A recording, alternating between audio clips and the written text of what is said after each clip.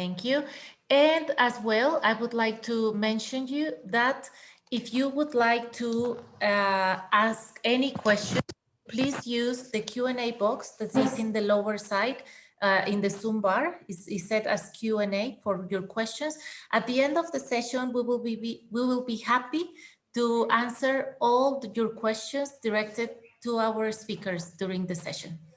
So with no further ado, let's start with the session of today. Thank you for being here. Right. Today we have 4 speakers for our session. I'm going to start reading their bios. The first bio is from Arturo Diaz. Arturo Diaz, you could see him on the right lower side, Arturo Diaz is our Sales Solutions Manager of ScienceDirect eBooks at Elsevier. His professional training is he has a Bachelor of Sales Management from UVM Tlalpan, has a diploma in Business Management from Tec de Monterrey, Mexico City, and his master's in Senior Management from the National Autonomous University of Mexico, UNAM. He has more than 10 years of experience in the commercial area, the last 4 in the scientific information industry as a commercial executive of prestigious international editors. Currently, he holds the position of Manager of Electronic Book Solutions for the Latin North America region for Elsevier. Our second speaker of today, as the presentation goes in this flow, we have Bernardo Ferraz. Bernardo Ferraz, you can find his picture on the top right side. Bernardo is a solutions manager accountable for ScienceDirect eBooks in Latin America South region. In other words, Brazil, Chile, Uruguay, Paraguay, Peru, and Bolivia. Has over 7 years experience in dealing with Latin America and understand if the different nuances and challenges of each country.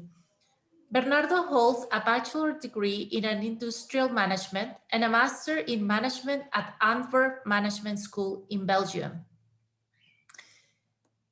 Our third speaker of today is Tim Pitts. Tim Pitts, you can find him in his picture. He's in the top left side. Tim Pitts is Senior Acquisition Editor, publishing books in computer engineering, communications engineering, computer vision, and medical imaging. He has worked in publishing since 1983 and has been an editor with Elsevier for 16 years. He started his publishing career as an academic sales representative promoting textbooks in the UK and Europe before becoming a sales manager. He then became an editor commissioning and developing textbooks and professional networking books in the 1990s.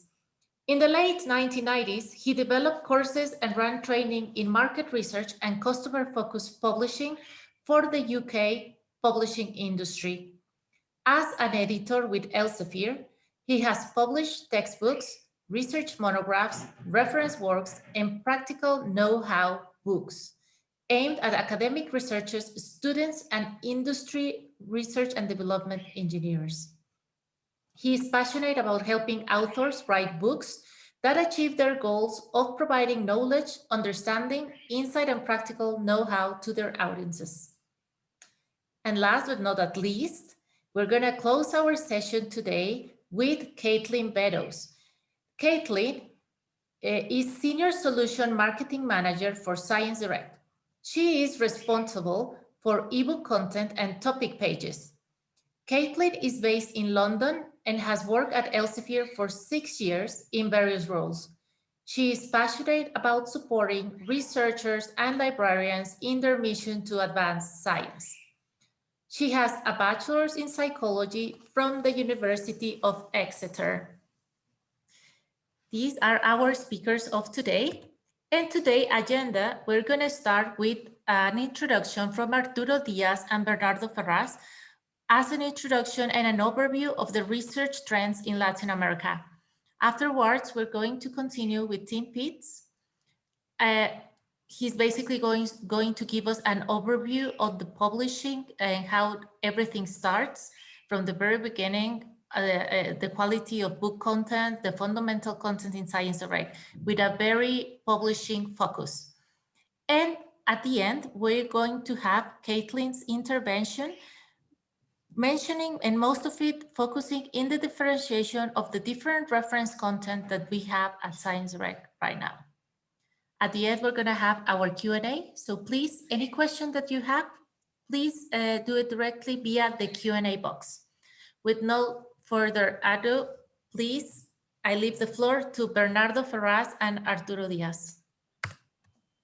Thank you very much, Natalia, for this nice introduction. Would it be possible to pass to the next slide, please?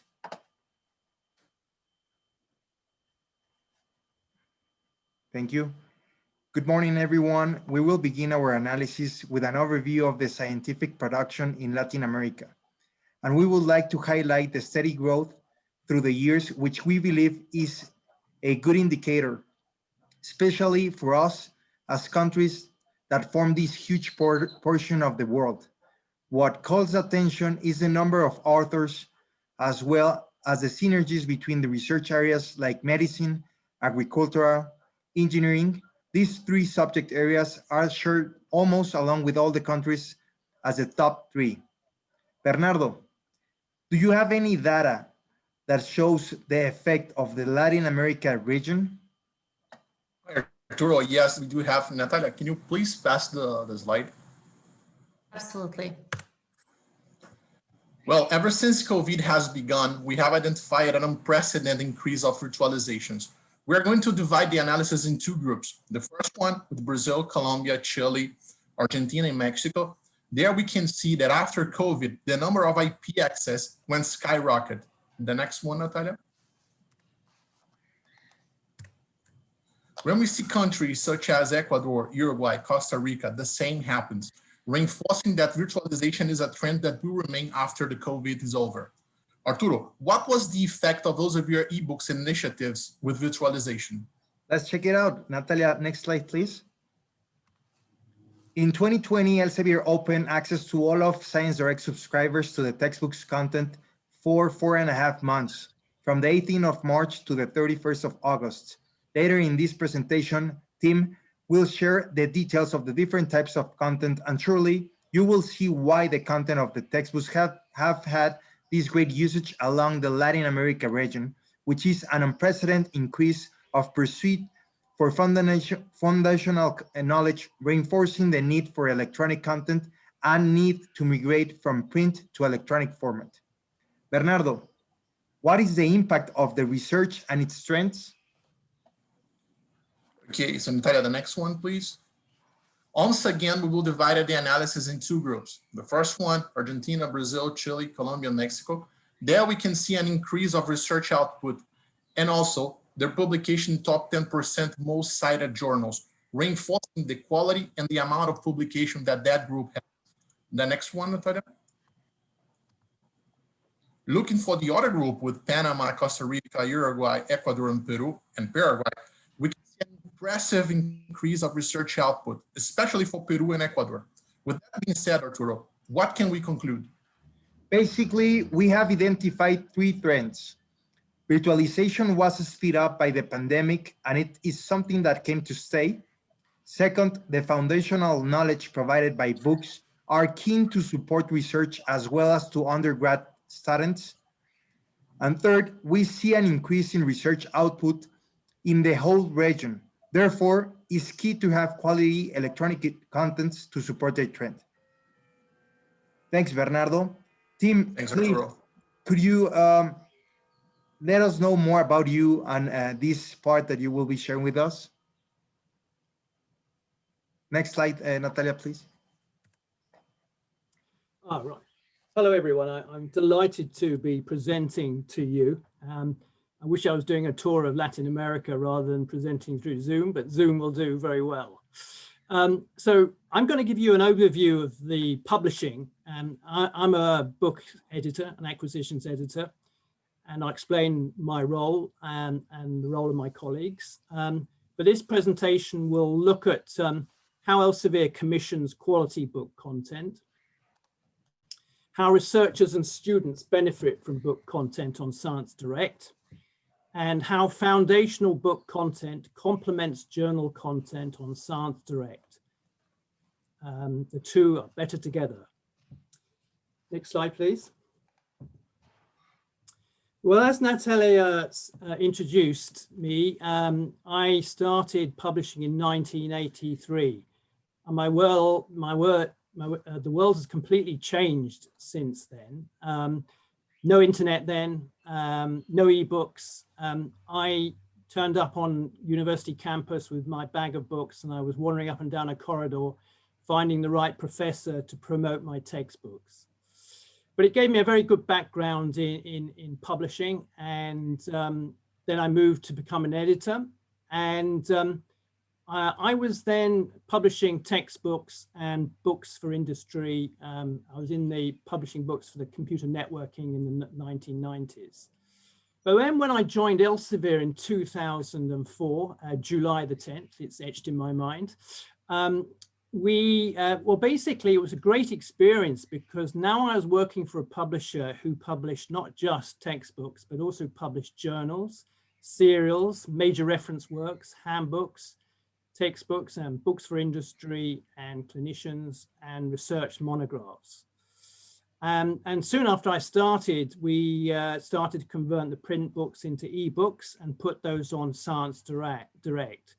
So it's amazing to have this range of content on one platform, which I think is just fantastic. So in editorial, because of the change in sort of conditions and publishing conditions, we've decided in the last few years, our strategy very much is to get much closer to the customer by standing in their shoes. And we've done that by researching directly researchers. And we've been interviewing all levels of researcher. I myself have been doing quite a lot of work with PhDs, and this has given us a real good insight into the issues around that and how book content is useful to them. And I'm going to present those findings to you. A bit late in life, I've decided to just started a PhD myself, started in October. And this has been a great experience now because I'm seeing it from the inside, as it were. And I remember when I'm doing my PhD with the Open University in the UK. I remember when I'd enrolled and I had access to the library and all their content. It was an amazing feeling to have this knowledge of book content and journal content at my fingertips. It was very empowering. Next slide, please. So the role of an acquisitions editor. And so the first key thing is we commission book content. And we help researchers publish book content that provides value to their communities. So I see us as sort of facilitators, as catalysts. We give gentle nudges to people who want to edit or write a book. It's probably in the back of their mind, and they have a plan to do that. And we, by contacting them and interacting, we sort of build the bridge, I think, between the researcher and their community through the books that they write and that we publish. So how do we go about that? Next slide, please. Well, in a nutshell, we research. We find out the trends in research. What are the important topics? And we have some very, could you go back? Sorry. Yes. We have some very good analytical tools, Scival and Scopus, as you're probably aware of them. And they are very useful to us because we can see from that data what topic areas have a large volume of publications, what areas are growing fast, compound annual growth rate on various topic areas. And it also enables us to see the field-weighted citation impact factor for various fields. Our next key task is then to find out who are the leading researchers, who are the key people in the field who are making an impact. And then lastly, we want to find out foundational content, what is needed. And I will be explaining about foundational content later. But there we're looking for good teachers, good people who can explain concepts and principles. Next slide, please. So a key part of our role is we network. So we attend conferences, the major international conferences for the subject areas we're publishing in. And I myself particularly target workshops and courses. Workshops give a very good indication of the important research topics that are being discussed and debated at the conference. And courses give very good idea of the kind of learning that the researchers need to learn from the courses provided at the workshop. So I will contact the workshop organizers and the course providers and arrange to meet up at the conference and chat about discuss their workshops and their courses. And it's actually a very good way to get authors through that means. We also do campus visits. We visit professors teaching courses and understand about those and the book needs that they have for those courses. We also reach out to top researchers through SciVal and Scopus, so we can identify the top researchers through their publications, and then we make contact with them. Next slide, please.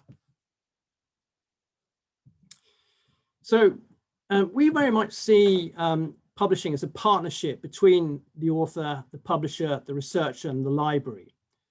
Our goal is to commission book content that gives value to researchers and students as patrons of the library. The goals and aims of the library and publisher are synonymous, I believe, because we're both trying to give value to researchers and students. Next slide, please. So I want to give a little example of how I created this series to put in more concrete terms what I've just described to you. And this was a creation of a series called Advances in Magnetic Resonance Technology and Applications. It's about MRI, the MRI scanners, and the technologists who developed the technology for it. And the lady on the left, In-Young Choi, she was giving a course in Korea and on advanced neuroimaging techniques for the ISMRM Society, which is the International Society of Magnetic Resonance in Medicine. And so we had a good chat on the phone about her course, and we discussed the possible book idea. We then met up at a conference in Paris, I think about 6 months later, and discussed that book idea. But we also discussed the idea of creating a series in this area. And she had actually co-presented that course in Korea with a person called Peter Jezard, and he's in the bottom right-hand corner. He's from the University of Oxford. He is a very important person in this community. He was editor-in-chief, well, he is editor-in-chief of ISMRM's journal, Magnetic Resonance in Medicine, and he was the president of their society from 2013-14. And they then recruited as an editorial board two people, Brian Hargreaves and Greg Zaharchuk, both from the University of Stanford. And together, with my own knowledge, having spoken to people at the conference, we put together a list of topic areas and people that we wanted to contact to commission them for the series. And that was my role, to often meet them at the conference or have Zoom calls with them to discuss the idea for a book that we thought was really hot for the series and was hotly researched. New slide, please. So basically, as a result of that, we have our first book published here, Quantitative Magnetic Resonance Imaging. This is the first book in the series, and I would say this book is like a kind of reference for a growing research area. It's the quantitative side of things.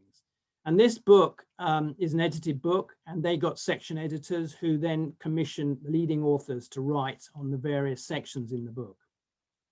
And a key aim of this book is to bridge the gap between the technologist and the clinician, to create a dialogue between them so that quantitative magnetic resonant imaging will be used in practice. And so, yeah, I'm very excited about this series and this book. But we also got 7 new titles to be published in 2021, and top people in the field writing about the topic area of their major interest.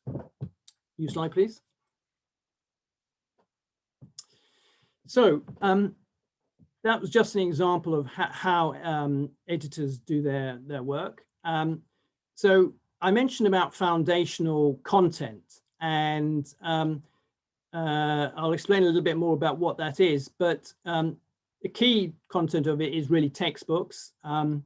And here's just a good example how this kind of content can support journals. And so a researcher reading a journal article might not understand that topic, and they will then need to refer to a book that explains the principles and concepts.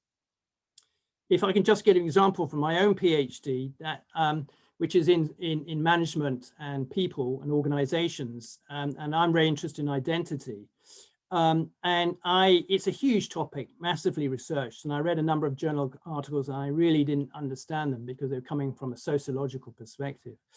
And then I found some great textbooks that really explained things for me, good overview of the topic area, and then gave me references to more specific books that would build my knowledge in those areas. And unfortunately, those more specific books the library didn't have, but they were going to order them for me. But it just shows to me the importance of kind of textbook content to support journal reading for researchers. Next slide, please. Next slide, please. Sure, one second. Yes.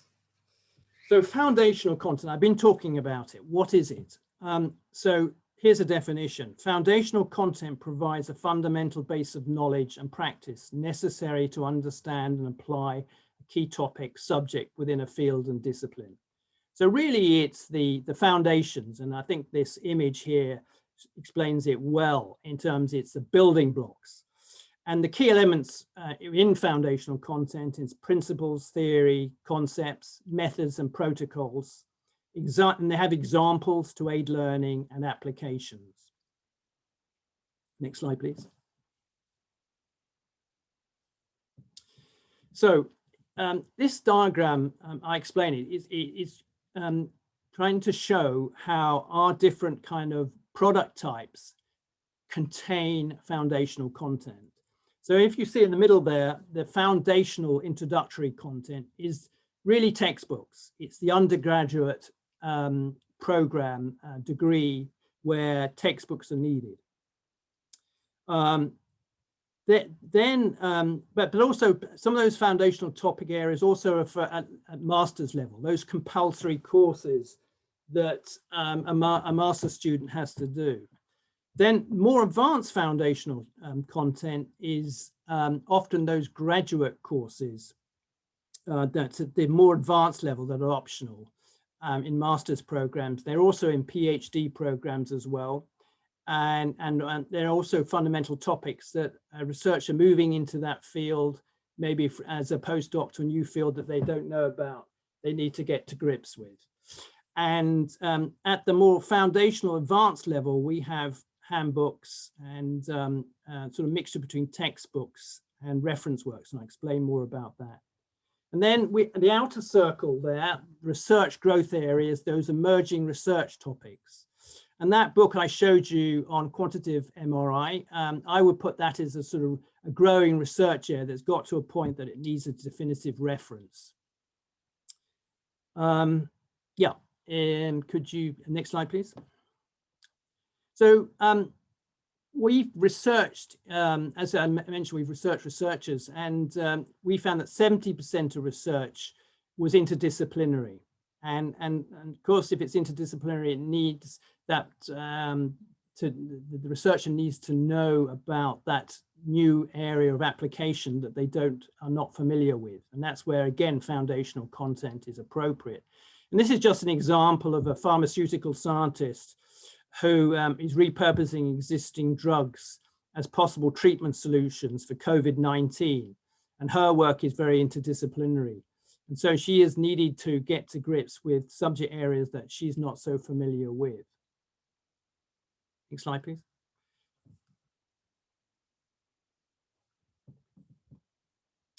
So this quote here, I like because I think it really sums up the use of foundational content. And basically, he uses books that answer questions about basic principles. When a difficult question occurs in my research, I also read books when I get started with a new research topic. It also something that books that he can recommend to his PhD students so they can learn the basic principles, which makes it easier for him because he doesn't have to do it. And I think this just sums up the key areas of application for foundational content. It's good for researchers moving into new areas.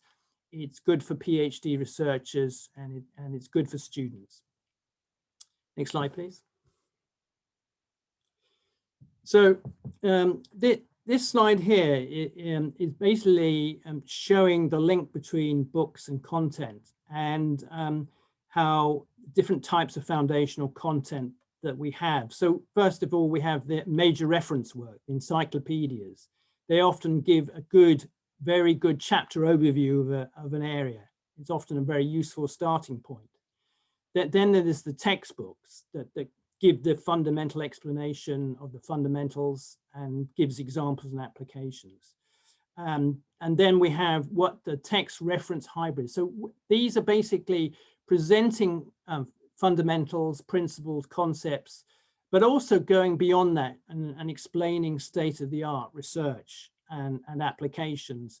And these are often used at that advanced graduate level, but also used by researchers too. And then just general research monographs, specific books in certain subject areas, giving state-of-the-art research. And then we're moving up to like book series and serials and handbooks, really more expanded coverage perhaps of journal content, and then moving into primary research journals. So this just is intended to give you some idea of how we see books kind of, again, building up and linking to primary research.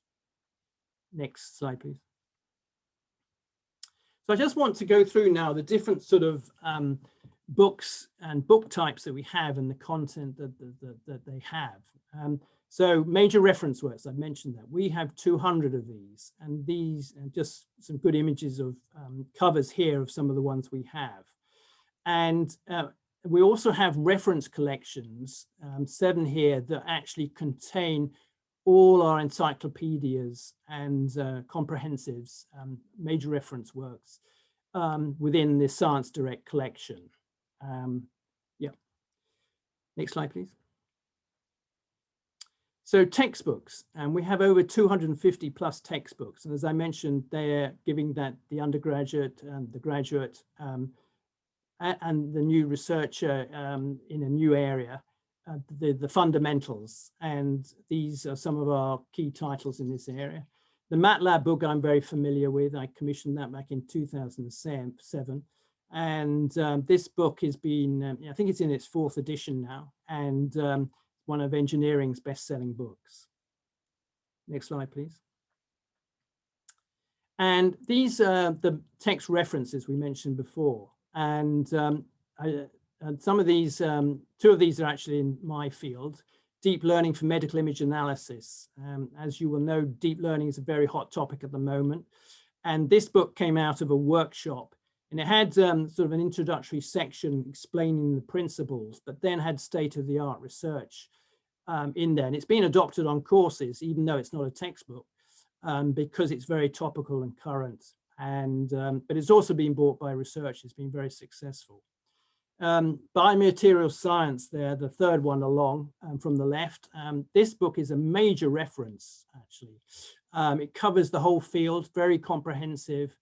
But this, again, interesting, not written as a textbook, but is adopted on courses. But it's very high downloads through ScienceDirect chapter downloads because researchers need that content. And the last one on the right, diagnostic ultrasound imaging inside out, again, it gives them the principles. It's adopted on a few courses, not a huge amount, but does very well because it is the definitive book in this area for the technologist. So we have 700 plus of these text references, giving great content on fundamentals and state of the art. Next slide, please. Okay, this is again just a collection, selection of our ebook monographs. We have over 30,000 of these, giving comprehensive coverage on specific areas. And again, this is just a nice little collection for you to get some idea of the type of books that we publish as monographs. Next slide, please. And then serials and handbooks, they were near the top of that pyramid. And we have 6,600 plus of these, and giving advanced kind of coverage, more detailed coverage than a journal article, but covering state of the art. Very good for the researcher. Next slide, please. So just to recap, really, so Elsevier's mission is to advance science and improve health outcomes. And this quote is from me, but it also reflects my colleagues as well. As editors, as we publish books, we really are passionate about helping authors write books that achieve their goals of providing knowledge, understanding, insight, and practical know-how to their audiences. Yeah, thank you very much. Thank you, Tim. Now, this is the moment for Caitlin to start her second session, for the second part of this session. So Caitlin, I leave the floor to you. Thank you so much. Thank you, Natalia, and thank you, Tim. And I very much agree with you, Tim. I wish we were doing this in person and doing a tour around Latin America, but maybe sometime in the future. So my name is Caitlin Beddoes, and I am a Senior Marketing Manager for ScienceDirect. So Tim has provided a great overview of the types of content that we have available on ScienceDirect. And really now I want to walk you through how we unlock this content by using technology and by applying artificial intelligence to ScienceDirect for a more efficient and effective researcher journey. So if you can move on to the next slide, please, Natalia. Before I go into some of that technology that we have on ScienceDirect, I just wanted to show some of the results from the publishing process that Tim was explaining earlier. So what we can see on the screen here is really the relative citation impact from Elsevier books. So when we break this down, what this really means is that Scopus shows that there were nearly 12 million publications, journal and book publications, that were published and indexed in Scopus between 2015 and 2019 globally. And of these publications, nearly a fifth, so 18% of these, actually contained book citations. So suggesting that firstly, books are used directly in research. But then of this, we actually saw that 16% of those citations are actually citations of Elsevier books. But what you can see on the last row there is that Elsevier publishes only 6.3% of the books in Scopus. So therefore demonstrating that per title, Elsevier's books have a higher impact on research than the average major publisher when you compare that 6% to that 16%. So it equates really to Elsevier's relative citation impact to being 2.5. And like I said, it really shows and demonstrates that that publishing process and that process that Tim has been explaining equates into our books having a higher impact and having a high quality, and they are a valuable resource to researchers and students. And also the great thing about this data that you see on the screen here is that we can actually pull this for your institution, for your company, for your university. So if you are interested in seeing some of this data for your university, then please do ask your sales rep and they can show you the number of publications from your institution and the impact Elsevier Books has on them. So if you go on to the next slide, please, Natalia. We can now go deeper into how ScienceDirect provides a seamless access for maximum impact for our researchers using smart technology. So Tim addressed the 2 points on the screen here that you can see as comprehensive discovery and as quality. And now I will discuss how we make sure that relevant answers and relevant information is surfaced to users, which ultimately enhances your investments. So if you go on to the next slide, please. So as mentioned, books and journals are most powerful when used together, and they really complement each other in unique ways. And we know that researchers and students use books to get up to speed and they use journals to stay up to date. So what we can see on the screen here is our co-usage tool. And what we've actually done with this tool is tracked the user behaviors on ScienceDirect to see the user's actual journey, their journey to finding answers and knowledge. And what we can see is that our users move between different content types and between different disciplines. So what we can deduce from this tool is that researchers' behavior demonstrates that the need for interdisciplinary research is more prevalent than ever before. We can also deduce that building knowledge should be seamless for researchers, irrespective of content type. And then finally, we can see that ScienceDirect is uniquely positioned to reinforce what researchers need to further their work, because they can so seamlessly move from books to journals. And when tracking the researcher behaviors of users specifically in Latin America, which we can see on the screen here, we can see that out of all visits to ScienceDirect that involve books, actually 49% of those visits were researchers using both books and journals. So we're going from one book to a journal, back to a book, and they were going across different disciplines and subject areas, therefore demonstrating that that there is value, excuse me, in having all of these different content types on one platform. So if you could please go on to the next slide, Natalia. So if we look beyond the data, we also regularly perform market research and partner with our users to ensure we understand their challenges, their objectives. And we did this in our Trust in Research report with Sense in Science, which was asking researchers and students about all of the literature that they read and interact with. So not specifically Elsevier content, but in general, the literature they interact with. And what we found was that researchers spend on average 4 hours searching for information per week and 5 hours reading articles per week, which is firstly, obviously a lot of time. But more importantly, what we saw was that the researchers said only half of the articles that they read were actually considered useful. So that's obviously a huge amount of time spent searching for relevant and trustworthy information. And it's therefore critical that we at Elsevier, as a trusted partner, publisher with dependable content, ensure that researchers and students are able to easily access relevant content in the shortest amount of time possible.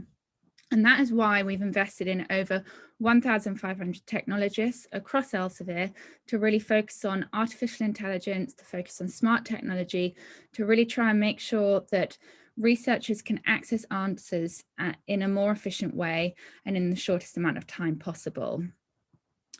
And that will ultimately allow everyone working in science and medicine to have more time to actually work on the bigger issues.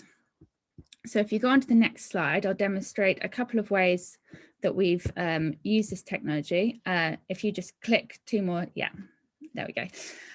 So yeah, here's an example of that technology in action.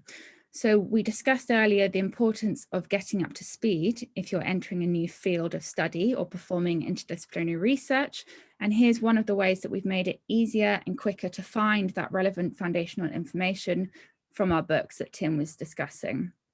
So We know that researchers and students at every single stage of their scientific careers encounter unknown terms and concepts, and they require background and contextual information before they can move forwards.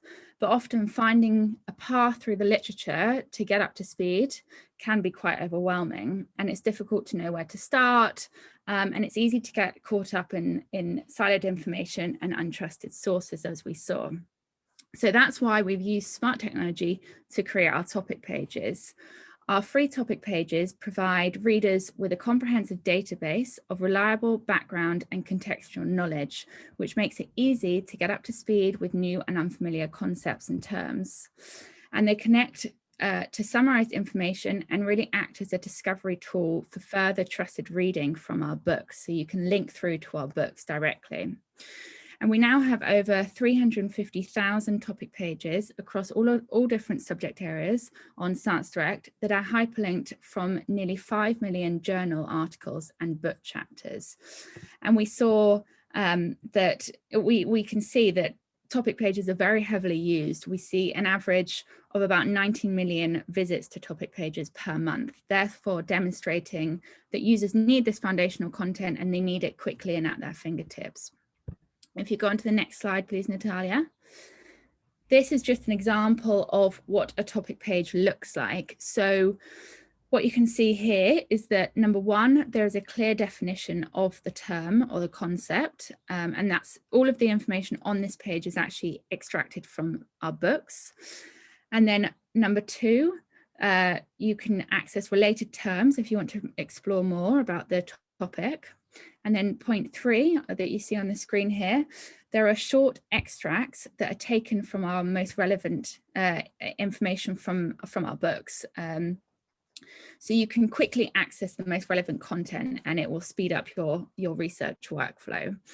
And then finally, it also links to the relevant book chapter if you do want to read further about that topic. So if you go on to the next slide, we can see that researchers can actually access topic pages no matter where they are in their research workflow. So you can actually access a topic page from a search engine. So they're accessible through, for example, Google or any different search engine you use. But they're also accessible via reading a journal article or a chapter on ScienceDirect. So if you've ever had any experience with our journal articles or book chapters on ScienceDirect, you might have seen some of the terms are actually highlighted in blue. So for example, here on the screen, you can see the term amygdala is highlighted in blue, and you can click on that term and it takes you to the topic page. So you get that foundational information without having to leave the site. So it saves you time because you don't have to waste time leaving the site, trying to search in a search engine or trying to find the relevant book. You have that information right there at your fingertips to help understand that term and to help understand that journal article and really to ultimately to get up to speed. And like I said, it's all within a researcher's natural research workflow, so you can access it through these hyperlinks, or there's also an index page on ScienceDirect, so you can access all of the topic pages you want there if you do a search. So if you go on to the next slide, please, Natalia, we can see here, if you just click through one more, we can see here that as interdisciplinary research increases, the need and the demand for fundamental knowledge is also increasing. What we've seen is that when we launched our topic pages in 2017, we saw that there were around 2.5 million visits to the topic pages. And the access to topic pages has just increased exponentially. So in 2018, we had over 18 million views.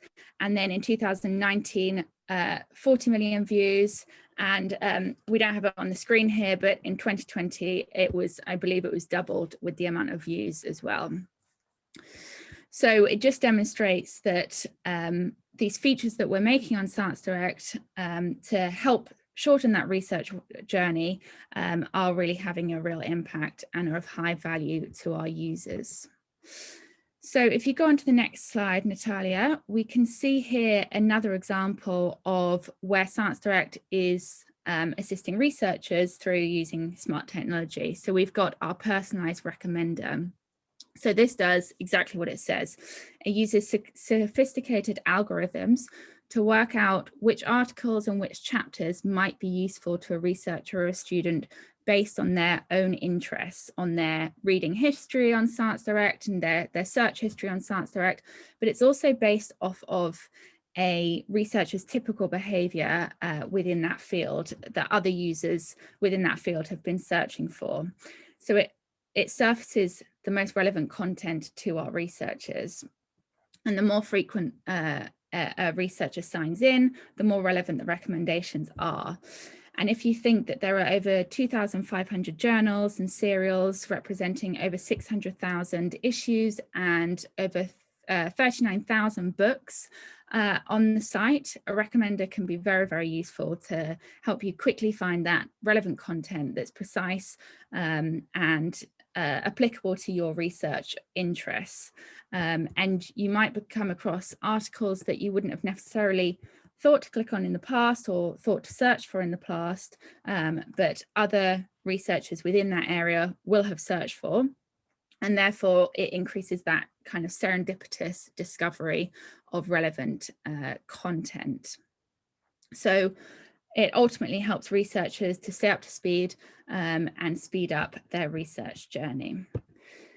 So if you go on to the next slide, please, we can see the impact that these features are having on ScienceDirect. And we can see that actually, if you see on the bottom right-hand side there, we can see that 9 out of 10 researchers actually say that ScienceDirect shortens the research process.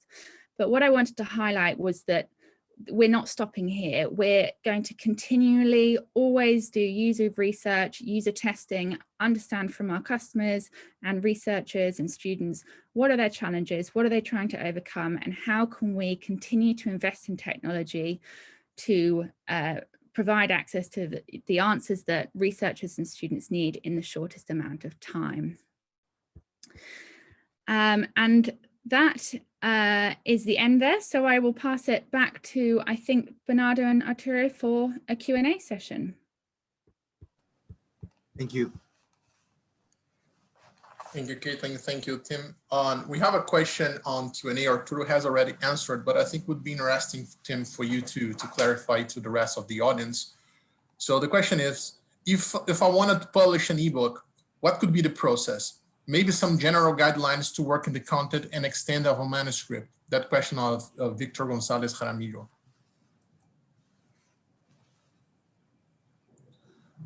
You're on mute, Tim. Could you repeat the last part of the question? Sorry, I just missed that. Sure. The last part is maybe if you could give some general guidelines of the work, the content, and extent of a manuscript. Just a brief overview of how it is the process sent from the manuscript over to the, I don't know, for the last stages of the publication of an ebook. Yeah, sure. Well,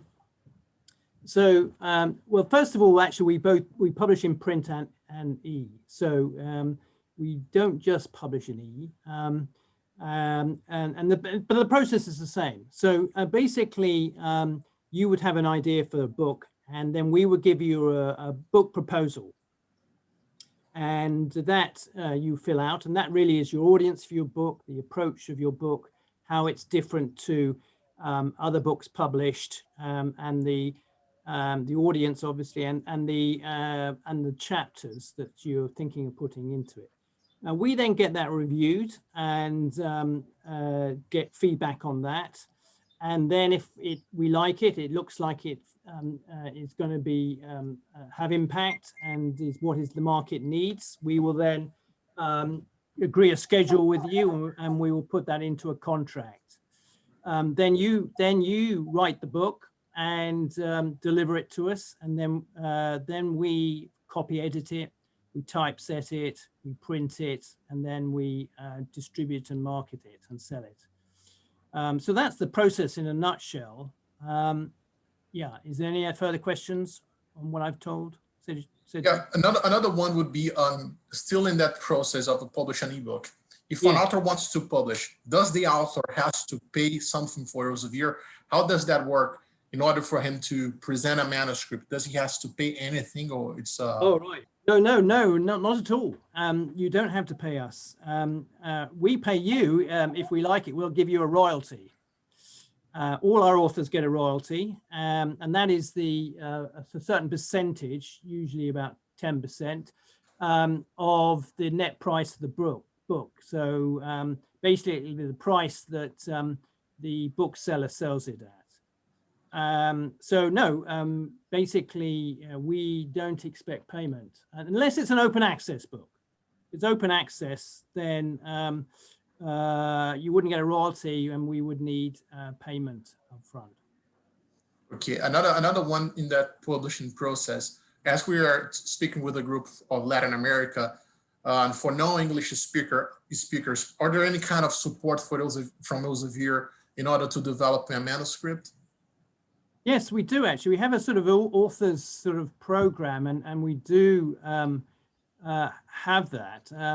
If you want to email me, I can then direct you to websites that offer that services. So we do that, and with our copy editors too, we do language development as well. When the copy editor goes through, so there's different levels of copy editing, so in some cases we'll do language development where English is not the first language. Okay, perfect. There is another question for Caitlin regarding ScienceDirect as a tool.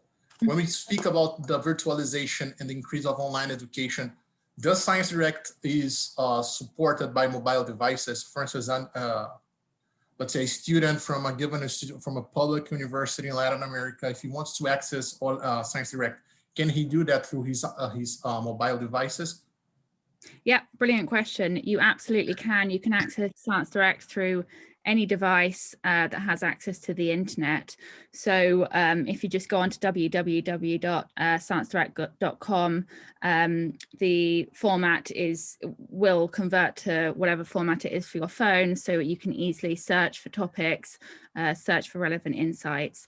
And actually, interestingly, we see that a huge amount, I think about a third of the access to our topic pages are actually coming from users on mobile phone devices that want quick access and quick answers.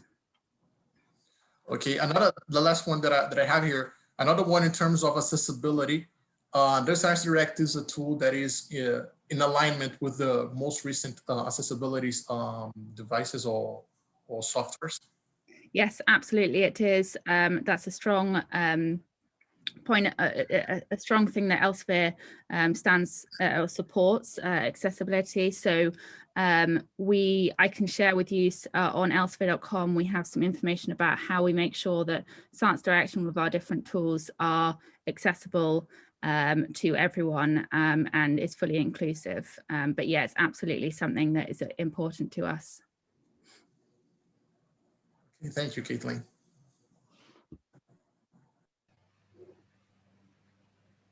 Natalia, do you want to show the audience how they can download the certification? Absolutely, absolutely. If there are no further questions, I'm going to share you the details for downloading your certificate for today. So as you can see here in this slide, I'm showing a link directly that is from the Research Academy site.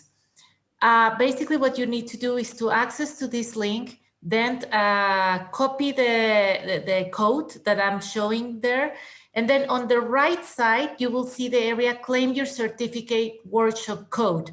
Over there, please insert the following code that we're going to copy in the chat in a moment so you could access to it.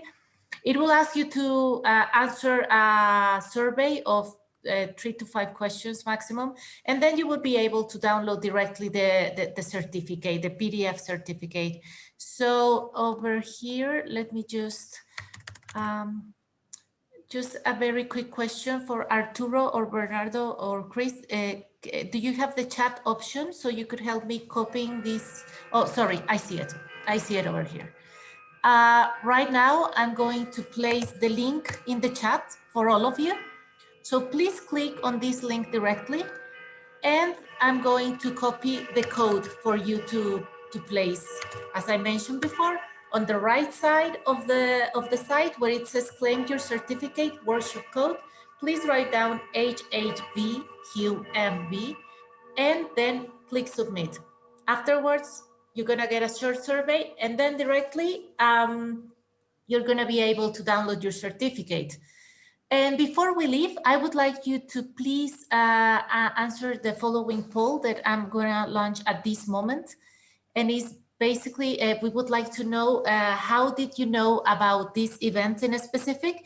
If you could please vote by using the poll.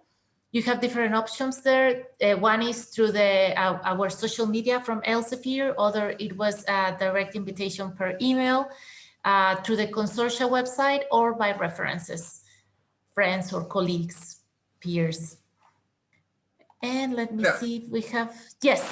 Just to make a comment on, Caitlin has shared the link of accessibility in the chat as well. Excellent. So whoever feels curious about it can just go there. Oh, excellent. Sorry, which link? Oh, okay, yeah. For more information about accessibility, absolutely. Thank you, Kate. Thank you for sharing this. If we don't have any questions more, I could see, no more questions. Well, we would like to thank you very, very much for being here with us in this session. We are delighted that you were here with us. And I would like to thank our speakers, Caitlin, Tim, my colleagues Arturo and Bernardo, Chris, thank you for your support, and our translators to make this possible. Thank you so much. With no further ado, that's everything on my side. Thank you all. Thank you. Buddy. Take good care, and we hope to see you in our following session of eBooks and ScienceDirect. Thank you. Goodbye. Bye-bye. Bye-bye, everybody. Take good care. Bye.